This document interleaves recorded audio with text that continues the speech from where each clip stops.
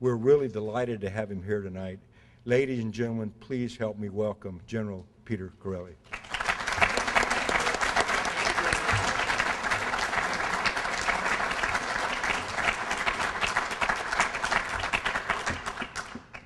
I'm nervous because it says this is a lecture. A talk's okay, but a lecture, my gosh. I thought I'd come at this a little bit different and put some facts forward that I've come upon in the last couple of days. The work I'm doing with One Mind for Research today is kind of a dream come true for a guy who was the Vice Chief of Staff for 4 years. As Jim Amos would say, you know, when you're the vice, you get to concentrate on everything for about 5 minutes, and then you got to go on to another big problem every day. And I was trying to give as much of my time as I possibly could to what I saw were the most prevalent wounds coming out of this war, which were traumatic brain injury and post-traumatic stress. And I'll talk more about that later on. But in my current job as working for One Mind for Research, I've got to focus not only on traumatic brain injury and post-traumatic stress and other behavioral health issues, but everything that comes out of the brain. Because if I would tell you what we're trying to do in kind of one sentence is we're trying to become the American Heart Association for the diseases of the brain. And I'll probably talk more about that tomorrow. But a couple of factoids that just in the last couple of days. First of all, in the European Union and the United States, if you take up the total bill of what it costs to treat the diseases of the brain on a yearly basis, it comes to over $2 trillion. And I think that's an underreported number. The EU has come out at $1 trillion. We had some work done for us that will be published in a paper before too long that will come pretty close to $1 trillion, just short of $1 trillion. And that's a yearly cost in this country for 1 year. $2 trillion when you take in the EU. And if you go to any other country, China, when Garen Stagland, my boss, was in China last year, the Chinese health minister, I think, said to him, if you think you have a problem with Alzheimer's, you should understand what we think we're going to go through. I talked to Dr. Alex Kahana the other day, who runs a pain institute at the University of Washington. And he told me in the U.S. alone, we spend $635 billion a year on 100 million Americans suffering from chronic pain. 1 in every 3 Americans. Now, I've read reports and seen estimates that say that over 80% of our veterans are suffering from some form of chronic pain. That can be a number of different things. One of the things that is giving us all a lot of trouble right now is the heavy loads that they're carrying, and one of the things that both Jim and I worked on was to try to lighten those loads. The problem is every time we would take some weight off of them, a platoon sergeant would turn around and say, okay, take a little bit more ammunition with you now that we've saved 10 pounds. It was kind of a fool's errand we seem to be on at times. But musculoskeletal is part of that, and pain is a real problem in this country. 100 people a day in our country die of a drug overdose. And 50 of those are from opiates. And one of the most commonly prescribed opiates is Percocet. I saw that as I was studying the suicide issues that the United States Army, and in fact all the services had, and I'll talk more about that later on. The number of kids that I would see once I was able to look into their circumstances involving their suicide, the number that were on opiates was huge. If you take Percocet for 90 days straight, there's an 80% chance that you will be on Percocet 5 years later. 5 years later. And you have 3 times the chance of being prescribed Percocet if you're on Medicaid Medicare, or a veteran. Medicaid, Medicare, and a veteran. Now, when you consider all of the above, with the fact, and I found this very, very interesting, Alex gave me this statistic out of the British Journal of Medicine. The average doctor interrupt time in Switzerland is 5 minutes. That means when you go to see a doctor in Switzerland and the doctor says, "Tell me what's the matter with you," in Switzerland, you usually get to talk for about 5 minutes before the doctor interrupts you. In Great Britain, it's 90 seconds. In the United States of America, it's 16 seconds. Now you may think that's a very, very odd number, but I'm going to try to weave back to that a little bit later and tell you some of the things that I ran into as vice. I believed when I inherited MedCom, and that's basically what the vice ended up doing, that as I got into it and talked more and more, that the RVU, the relative value unit, that thing that says that you have X number of minutes per patient to take care of them, was really at the heart of our business model. And as hard as I tried to get my docs to think a little bit differently, the fact of the matter is they've been brought up in a system that basically said it was good if they sent less people onto the network, the TRICARE network, and took care of them themselves. And as hard as I tried to get hospital commanders to change the way they did that, particularly when it was behavioral health issues, it was almost impossible. And Jim and I had the same experience. We had the exact same experience, and I'll talk more about that in a second. Dr. Barbara Rothbaum, who I consider one of the pioneers in the treatment of post-traumatic stress, has told me that she has had a very, very difficult time getting the military services to adopt her cognitive therapy treatment for post-traumatic stress. That has proved very, very effective. I confirmed that at the VA hospital here in San Francisco today, that they use cognitive therapy and said it was very, very effective. And they kind of added to this story by telling me, you know, we're all dressed up, ready to go to the dance, and we get them after you have failed them. And I really believe that's what's happening. Because of resources and other things, and I'll talk more about that later on, we are failing in this particular area in military medicine in doing everything we possibly can. I'm not blaming our doctors. I am basically saying this is a very, very difficult problem when you realize that much of this therapy doesn't fit nicely into a 20-minute RVU where you're supposed to clear people through. And I found that out when I went and I was given the job, and I'll talk more about that, to go take a look at suicide.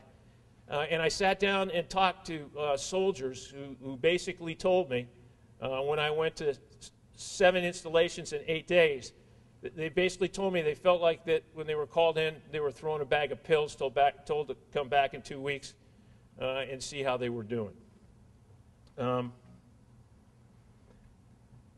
What Barbara told me is confirmed by my experience with the National Intrepid Center of Excellence for the Treatment of Post-Traumatic Stress and Traumatic Brain Injury. If you've never been there, it's at Bethesda.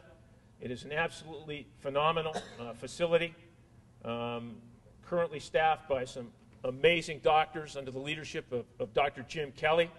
It was built by the Fisher family to help us get at this problem of post-traumatic stress and traumatic brain injury, all done with public money that they were able to raise.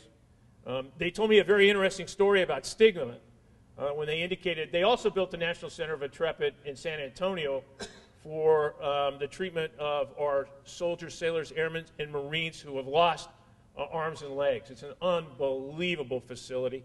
They basically put it up in 16 months.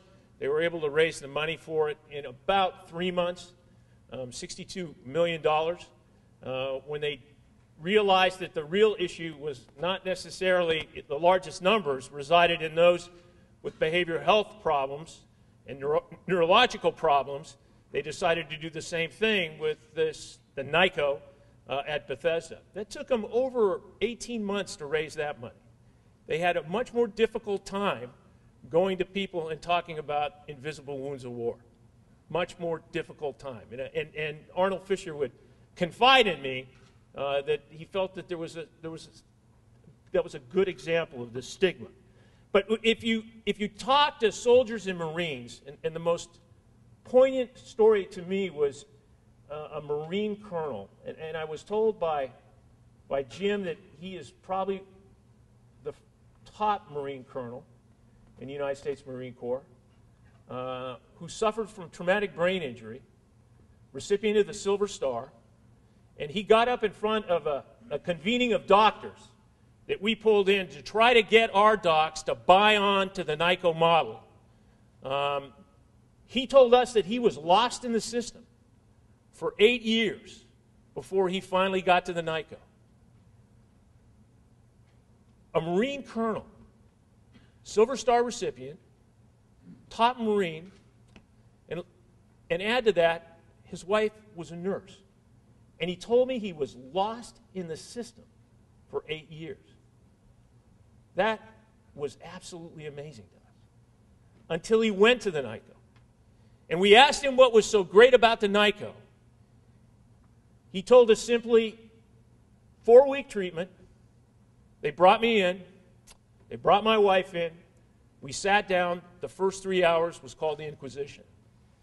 And the Inquisition was a period where we all sent soldiers and Marines, sailors, airmen who had serious post-traumatic stress and traumatic brain injury.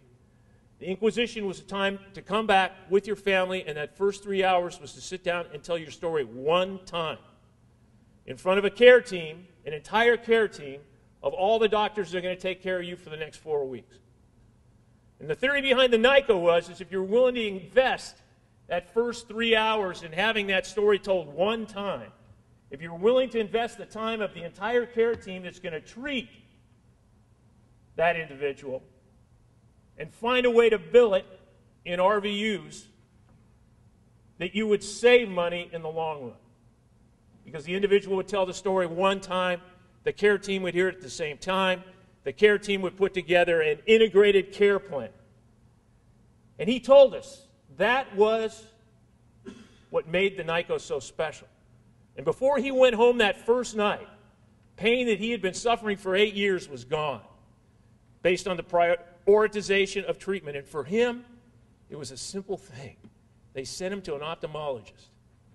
They sent him to an ophthalmologist, got him a prescription of glasses that day, and pain that he had had for 8 years was gone. Yet he'd been in a system that had failed to see that for that entire time. I am not knocking the Marine Corps or the Navy. I could trump up many, many more soldiers who would say the exact same thing. And in fact, we brought one out to our conference that we recently held at UCLA who said the same thing. But to sell the concept to my docs and to Jim's docs of being able to do that, we almost had a revolt on our hands. Just imagine 2 4-stars sitting up in front of a whole bunch of other people wearing uniforms, and no one outranked us. But boy, I'll tell you, we got it with barrel.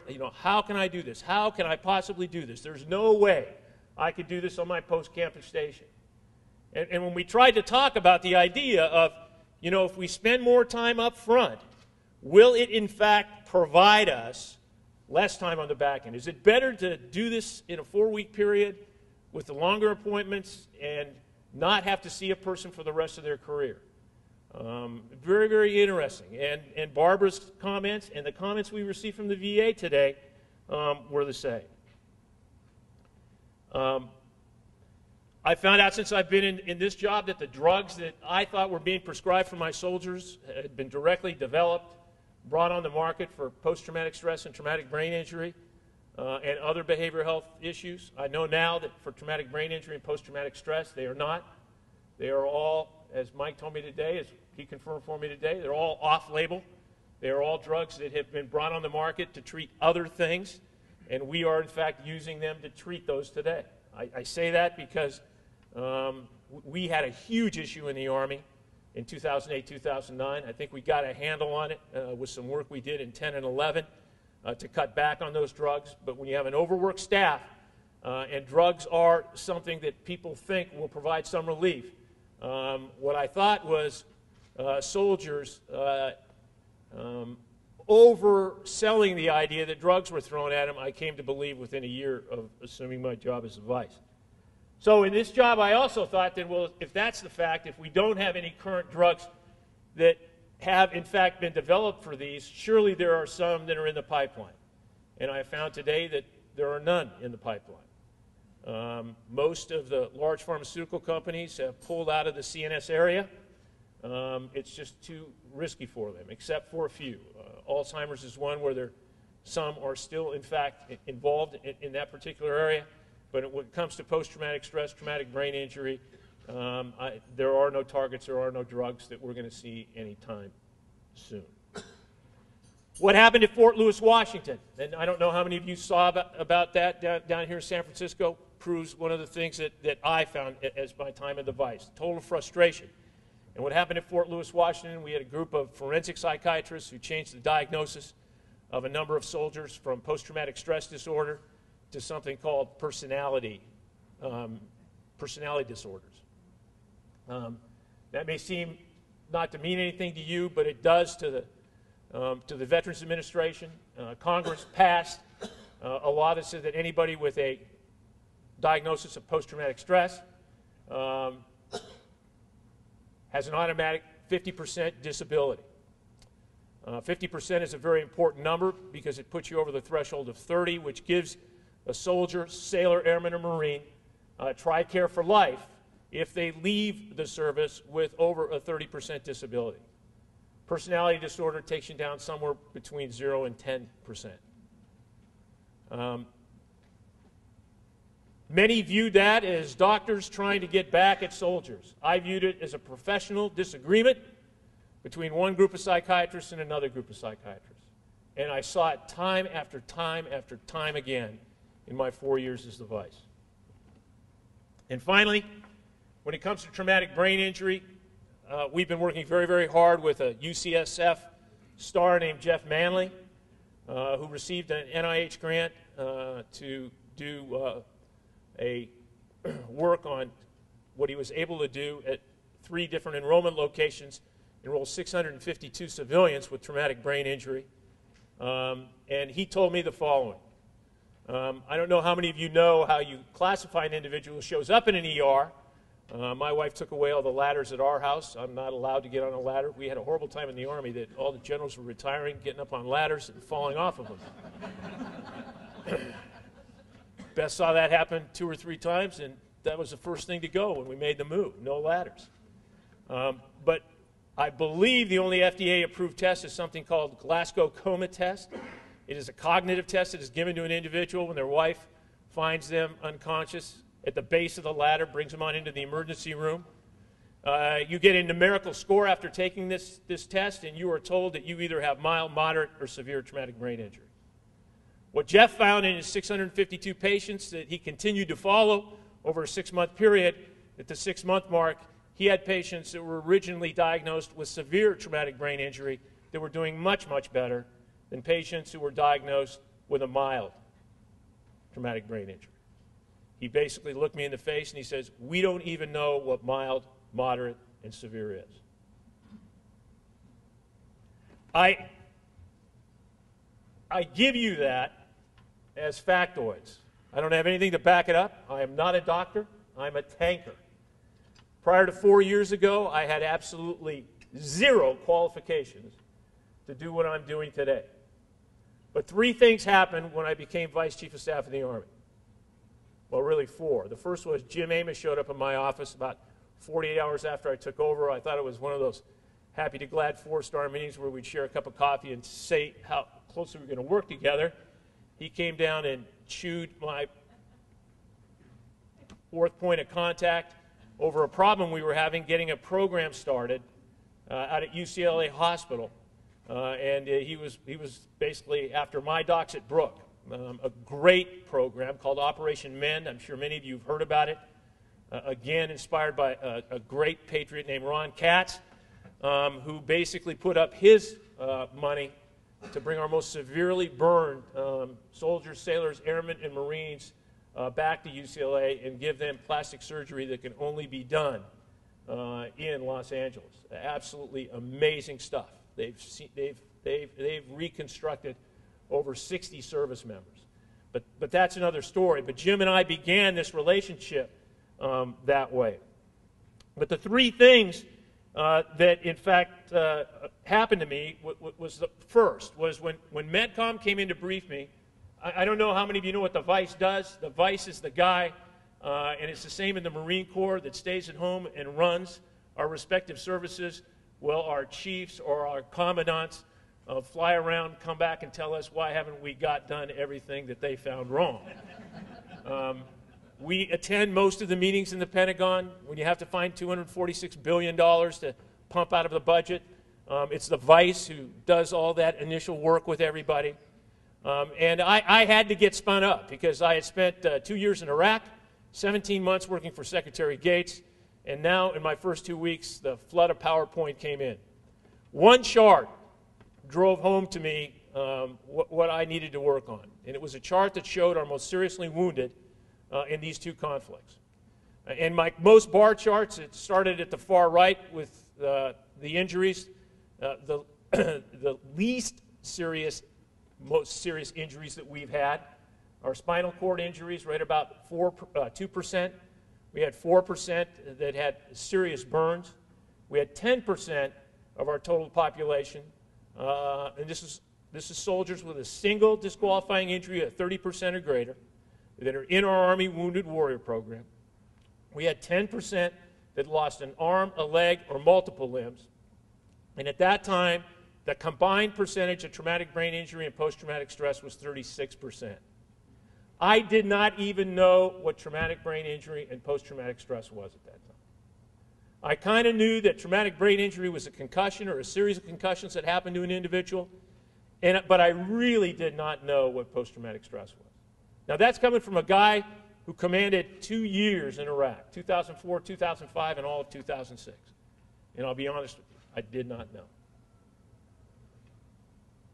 The next 4 years were frustration, because what I came to find out that although they knew a little bit more than I knew when I didn't know, all of them professed individually that they knew a heck of a lot more, but when you got them all together, I saw tremendous disagreement, even amongst the professionals, about how you diagnose and how you treat traumatic brain injury and post-traumatic stress. And I saw that firsthand as I toured all the hospitals that I had, over 50 hospitals, I think 4 or 5 major medical centers, hospitals all over the world, and everywhere I went to try to find out how we were treating soldiers with traumatic brain injury and post-traumatic stress, it was 1,000 flowers blooming.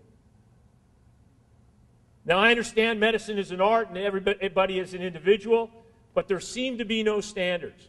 And when I compared notes with Jim, it was exactly the same. The next thing that brought me to this place was suicides. In 2001, the United States Army had a suicide rate of 10 per 100,000 for a demographically corrected population that represented our age. Okay? We were basically, except for me at that time, as the Marine Corps, a very young group of individuals. And if you were going to make a comparison with a civilian cohort, you had to have the CDC corrected for you. That was compared with civilian cohort of 19 per 100,000. So we were about half the rate of suicide when the war started in 2001. In 2008, the Army reached 19.5 suicides per 100,000, and we went over the civilian average to stay constant, although it was 3 years behind ours, because the CDC is 3 years behind in their time. That went up to about 21 in the United States Army per 100,000. The Marines had a bad year, but the Marines have really done an amazing job this year. I'm sure most of you saw a week and a half ago when the report came out.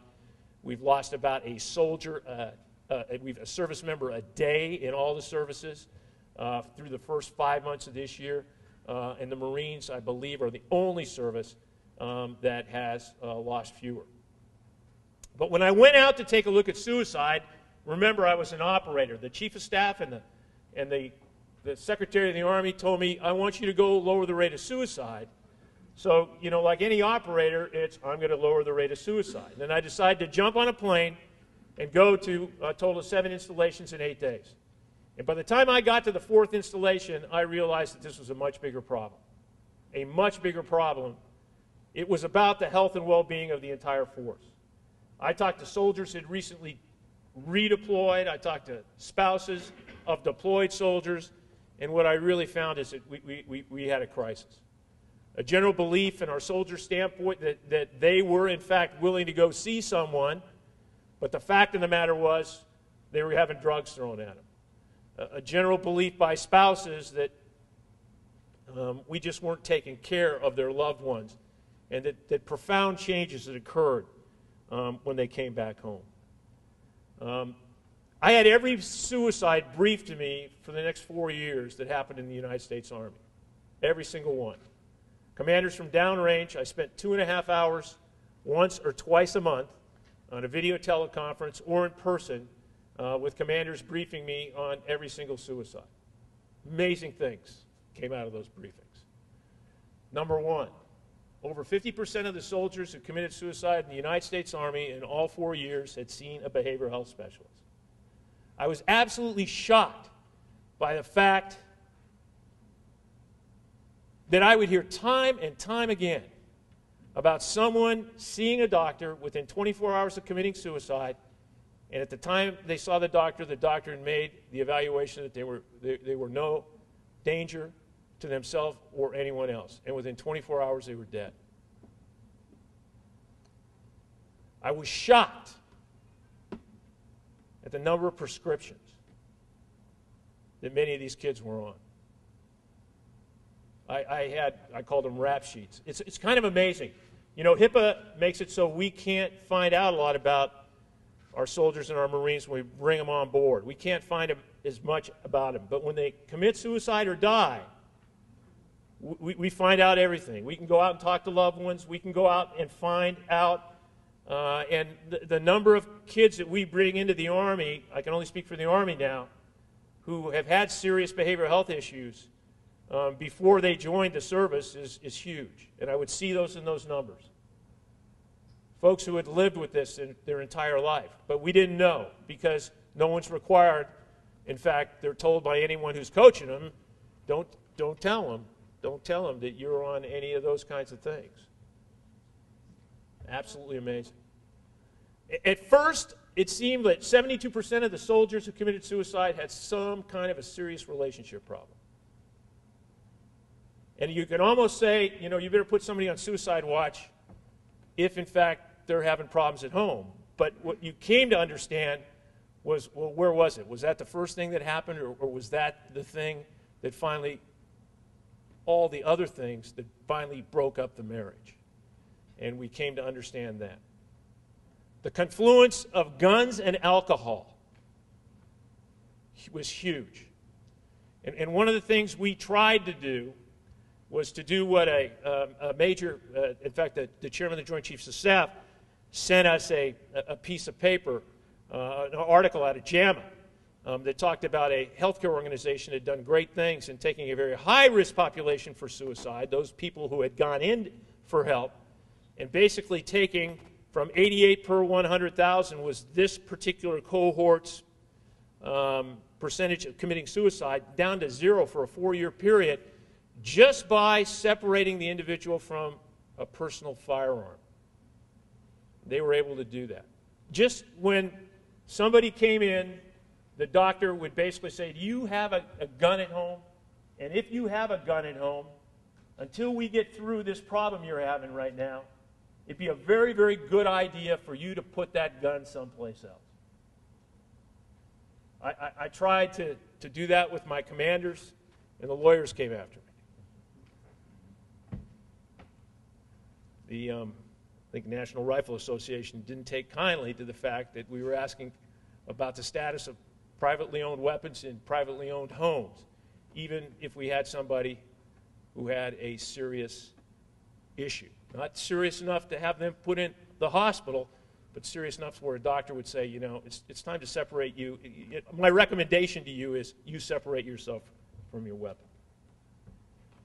And the final thing that kind of brought me to where I am today was I inherited an entire healthcare system. I had had the medic in every unit I'd been in, and as I went up in rank, I had a doc. And when I was a brigade commander, I had a number of docs. And when I was a division commander, I had a division surgeon, and he had a number of docs working for him. But now, all of a sudden, because no chief is going to want to do anything with MedCom if he doesn't have to, this beast was mine. And I found out that when I added up the total number of civilian doctors that we'd had to bring on board, that I had more doctors in the United States Army than I had infantrymen. That's where we were. We had grown the force to 576,000 individuals, and we had not increased our medical staff. So we only had enough to support at a non-wartime pace, enough to support 480,000, and we were 100,000 higher. Plus, we had the responsibility for about 77% of the deployed doctors. So I had to hire doctors to fill up my MTFs and to take care of folks who were back home. I came to find out that doctors wore uniforms, but at the heart of it, they were doctors.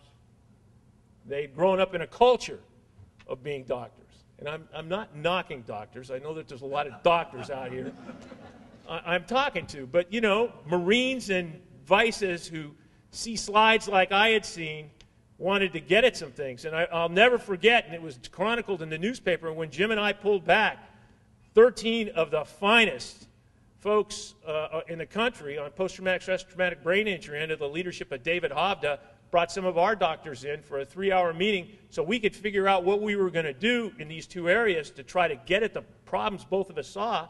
And it ended up with both of us getting up and stomping out of the room because they were arguing with one another. Everybody had a different idea of what we needed to do. I will never forget showing up at Fort Carson, Colorado, and having an 06 psychiatrist come up to me as I was pushing virtual behavioral health as a way that we could triage our soldiers when they came back home because we didn't have enough resources. And he looked at me, and I was in uniform, and the stars were there, man. There were 8 of them there on both sides. And he told me, he said, you know, I'm not going to do it. And I said, you're not going to do what? He says, I am not going to do virtual behavioral health because I have been taught that you've got to see him sweat. He's got to be there. You've got to be able to see that. I said, well, then what you're saying is there's going to be a large cohort you're not ever going to see because you don't have enough resources unless we can find some way. When we have 3,500 folks show up at a post-camper station, you either stop seeing all the patients you've got, if you're going to triage these folks, okay? And you bring them on down and get your docs and you work them 24/7 and they don't do a very good job, okay? Or you don't do any triage at all. You give them a piece of paper that they all know how to fill out so they don't have to come back and see the doc later on. I got involved in a research budget with MRMC. I saw how difficult that was. I was telling Mike today, I had a group that had to come in and brief me every 6 months on a biomarker for traumatic brain injury because I thought we were close, and my docs were telling me, and I got a little bet with Mike over a beer that we're going to get there. But it was really hard to learn everything I needed to learn, and it was a very, very frustrating thing. I don't know how many of you know the protocol that Jim and I hammered out in my office for traumatic brain injury downrange. Basically, it is the precursor of what the NFL does today and what you see all the time. It was Jim and I who, out of total frustration and working with David Hovda, and finally got our doctors on board, sat down and put together a protocol that said if a soldier downrange is in a vehicle that is damaged by a blast, outside within 50 meters of a blast or an IED going off, loses consciousness for any period of time, is in a building where a blast goes off, or is command directed, they're taken out of the fight for 24 hours, screened twice, once immediately after the event for traumatic brain injury, and once 24 hours later to see if they have a concussion. Because sometimes the symptoms of a concussion do not appear, particularly in these young warriors, for over 24 hours after the time. And when you saw the kids with real difficult cognitive issues, it was the ones that had had a concussion, had gone back out and fought, and got a concussion 3 days later before they had recovered from the one that they had just had. Okay, I'm going to end here with three things. First, the hardest thing for all of us was to end the stigma surrounding these diseases, these injuries. Because what the soldier or the Marine could not see was very, very hard for him or her to accept. The biggest thing that I ever had that allowed me to get at it was when somebody, David Hovda, gave me a slide of 3 brains using positron emission tomography that showed the effects of a concussion. One was a normal brain, and it had all the colors of a normal brain. The brain in the center was an individual who had been comatose for 5 days in a bad car accident. It was all blues, different, very dark colors because the brain had shut down. And then the other one looked exactly like the one on the left-hand side, but it was a UCLA football player who had been injured with 2 minutes and 42 seconds to go in a football game, had been cleared to go out and play in the second half, played the entire second half, was changing his clothes when one of the trainers came up to him and said, listen, if you have any of the following symptoms tomorrow morning, I want you to go into the emergency room. He went into the emergency room. They took a PET scan of his brain, and his brain looked almost identical to the individual who had been comatose for 5 days. When I could show that to a soldier, all of the coach's remarks about just get back in there and shake it off, get back in there, you can do it, they all went away. And I think you saw a revolution take place in Iraq, but particularly Afghanistan. I will tell you the clinic that the Marine Corps has at Camp Leatherneck, I think is probably the finest traumatic brain injury, post-traumatic stress treatment facility I've seen anywhere in the world, and it's in a combat zone. I loved hearing the story about how the Command Sergeant Major saw his Marine report for duty with gold pins in his ears from acupuncture, went through the roof, but realized that this acupuncture was helping his young Marine, and even in the Marine Corps. Those pins were accepted for 4 or 5 days until they worked their way out of the ear. Absolutely amazing. And these concussion recovery centers were supported by commanders because they had a 98% return to duty rate out of Leatherneck. Whereas before, every single soldier we sent out of country, I had never seen a soldier come back into country that was sent out of country for traumatic brain injury or post-traumatic stress. Because we gave them the time to recover and to get well. But I do worry about the long-term effects. The other thing we found out is that for a while, we believed that it was the blast that was causing the traumatic brain injury. What we came to find out is we worked the Army STARS program to get at suicides. Is the majority of our kids, because of who we recruit from, participate in high-impact sports and come into the service already having a number of concussions. I ran into a young man, I was flying across the country the other day from Pasco, Washington, who went to join the Marine Corps after college and was told because of the number of concussions he had, he could not join the Marine Corps. He's one of those kids who didn't quite get coached properly, and when they asked him how many concussions he'd had, he said he'd had somewhere in the vicinity of 6, and he was not allowed to join the Marine Corps. But we are seeing that as we take a look at our cohort today and do the all-soldier study to get it as suicide. What I believe needs to happen is, number one, education.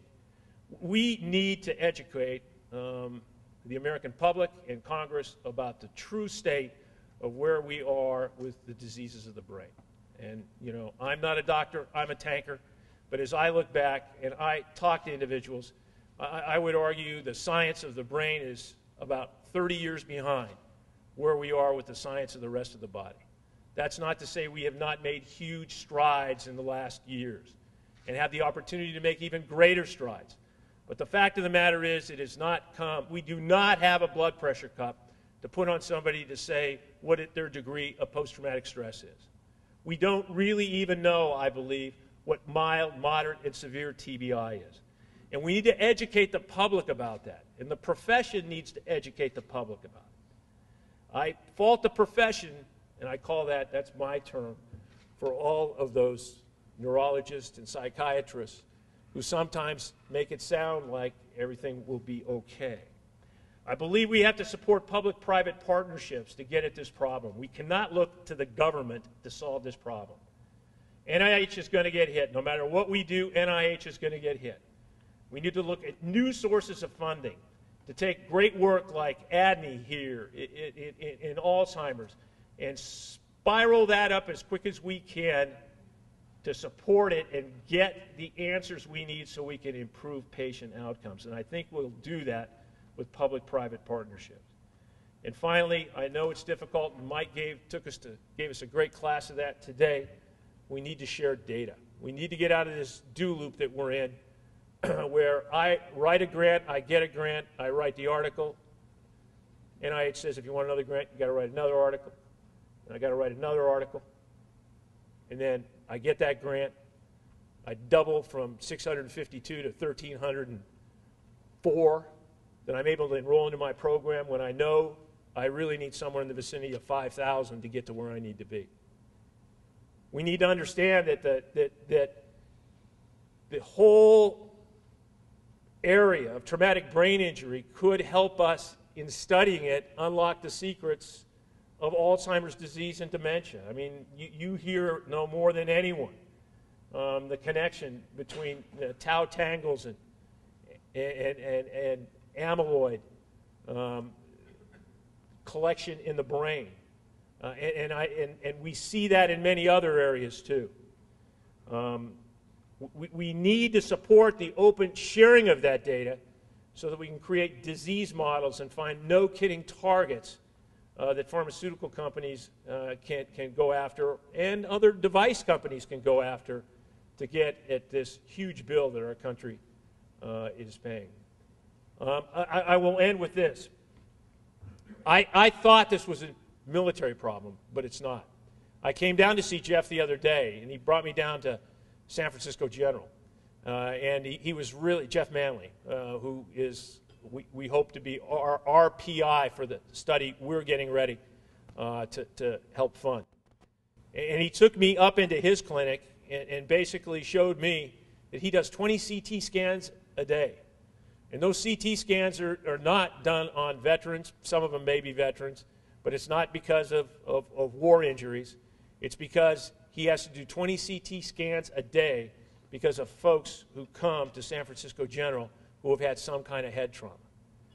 That number multiplied across this country far outpaces the 17% of the most seriously injured when I left the United States Army who had traumatic brain injury, and the 50%. My number went from 32% with traumatic brain injury and post-traumatic stress to when I left 4 years later, a 67% with traumatic brain injury and post-traumatic stress. This is not just a military problem.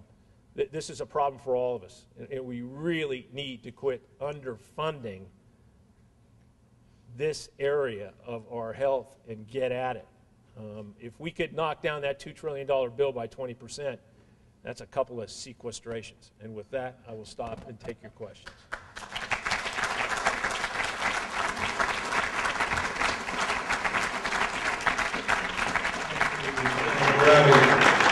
I'm going to moderate the questions, and people have submitted their questions, and I apologize for some of you that didn't know the routine there. There are question forms in your programs there.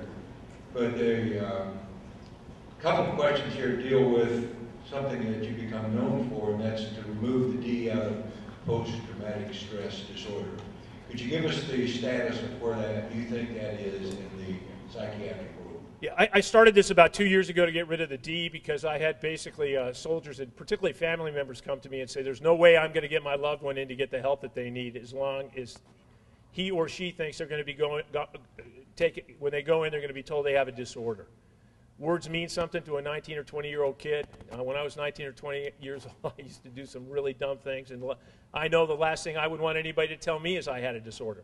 I would feel particularly hard to understand that you were telling me I had a disorder if I'd gone through the kind of traumatic experience that causes post-traumatic stress for combat veterans. I wrote a letter to the APA, the American Psychiatric Association, asking them if they would drop the D. I talked to them about what happened in Canada. I don't know if you know what has happened in Canada, but the Canadians and the Brits, the Brits come from a culture in their military where it's not honorable to be wounded. They have no Purple Heart or like decoration. When you get wounded in the British Army, you are somehow letting down the rest of the formation, I'm told. They don't say that, but that's the general feeling. And the Canadians did not have any form of Purple Heart until they realized that the term post-traumatic stress disorder and the fact they did not have a Purple Heart was causing a whole bunch of Canadians who had fought in Afghanistan and in other places not to come in and get the help that they need. They, number one, adopted what they called a wound stripe, which is their Purple Heart, and they changed the term post-traumatic stress disorder in their military to operational stress injury. And they saw a huge increase in the number of folks who would come in and get the help that they need. I think this debate has been mischaracterized. I do not think that will solve the problem in any way whatsoever. I know there's a lot of other things we need to do, but I think we should take away all barriers to care, and by getting rid of the D for a soldier or a Marine who suffers this downrange, I know we would get more of them in to get the help that they need. This is all leading up to DSM-5. For those of you who don't know, I don't know how you describe DSM-5, but DSM-5 will be the new document that will replace DSM-4, which will tell us how we go ahead and diagnose traumatic brain injury and post-traumatic stress and all other diseases of the brain, I think. But I know it will at least affect those. We were hoping that they would change that, but I don't hold out a lot of hope right now. I think there are too many people who have stuck their pick in over it being a disorder, and they're not going to leave it. The thing that really bothers me about this isn't necessarily as much as soldiers. I find it unconscionable that a woman who is sexually assaulted, and 72 to 74% of them develop post-traumatic stress, is told because she has a reaction to that she has a disorder. And that's I never thought Barbara Steinem and I would be buddies, but we joined together on this one, if you can imagine. So we'll see what happens with DSM-5. We're hoping DSM-5 is going to change it, or at least give us that. But I'm a little leery to claim victory here. I don't know about it. Well, I thought your answer was true.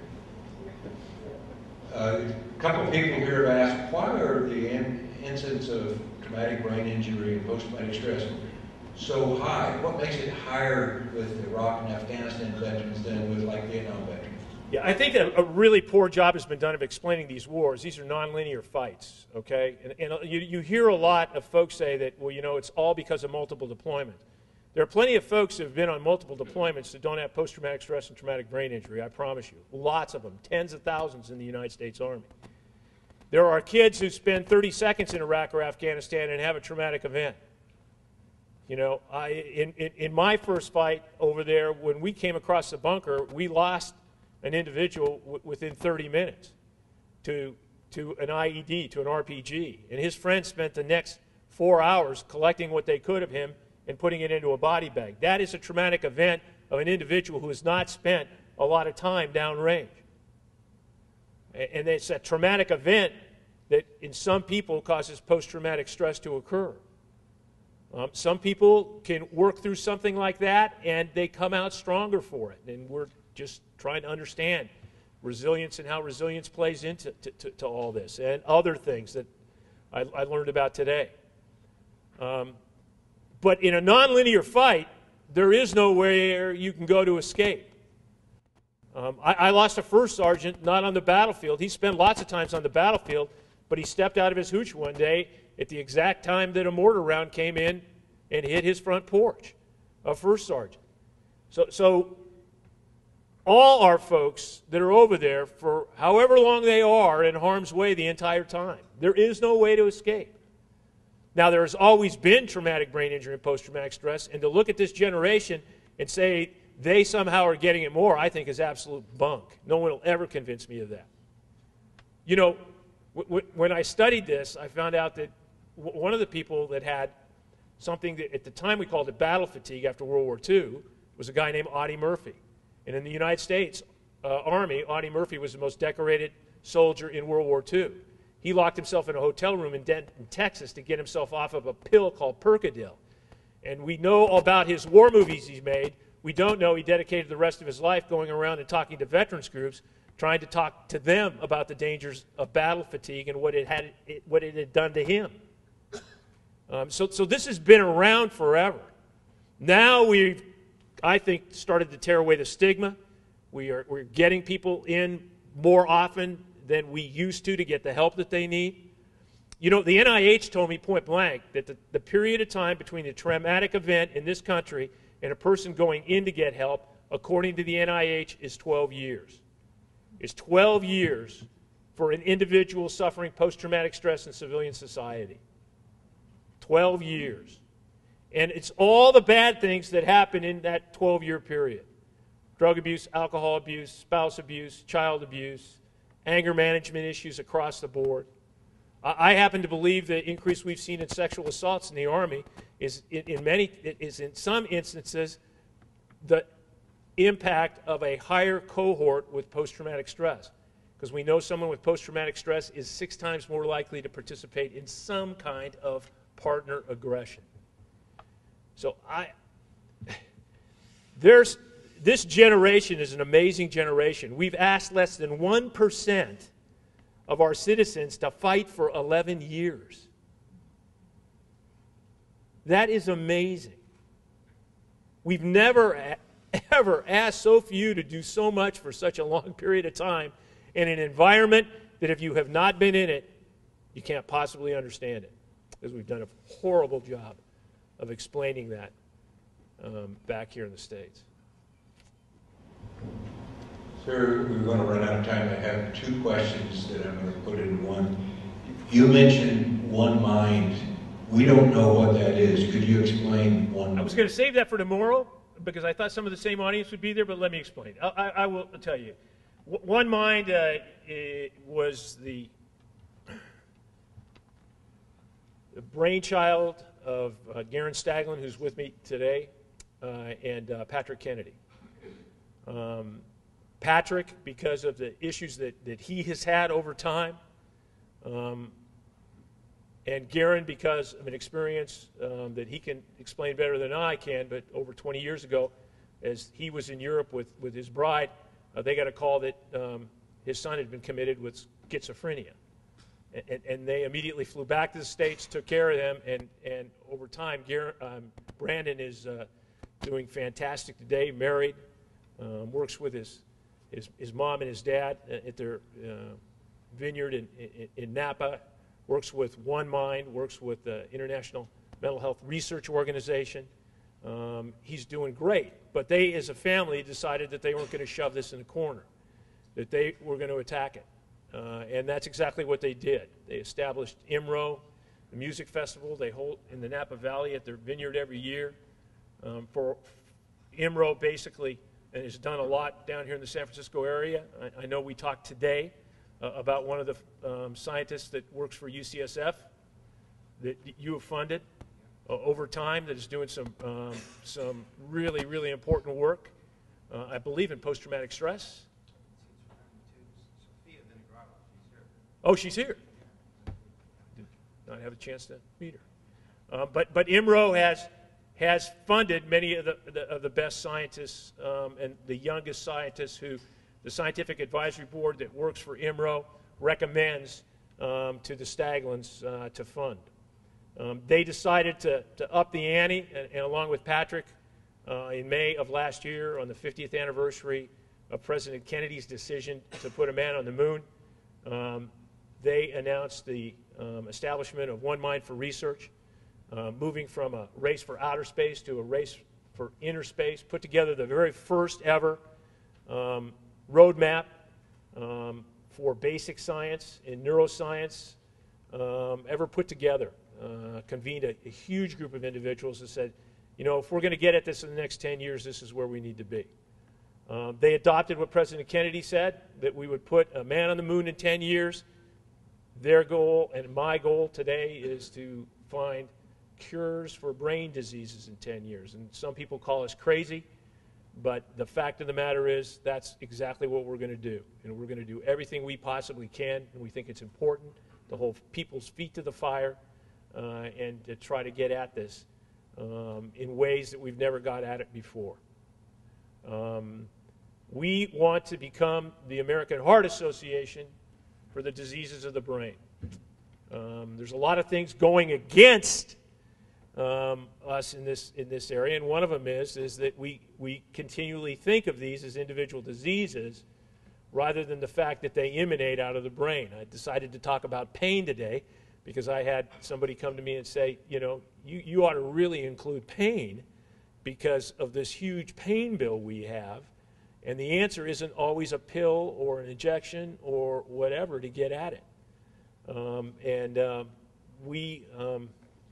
We're working very, very hard to come up with novel and new ways of putting together funds to go ahead and fund key and critical research that our scientific advisory board, led by Steve Hyman, who was at NIH for a while, or NIMH for a while, the provost at Harvard for 10 years, is currently with the Broad Institute, leads our scientific advisory board, along with Magali Haas, to find what the most promising science is and see if we can't find a way to scale it up and fund it to a level that gets us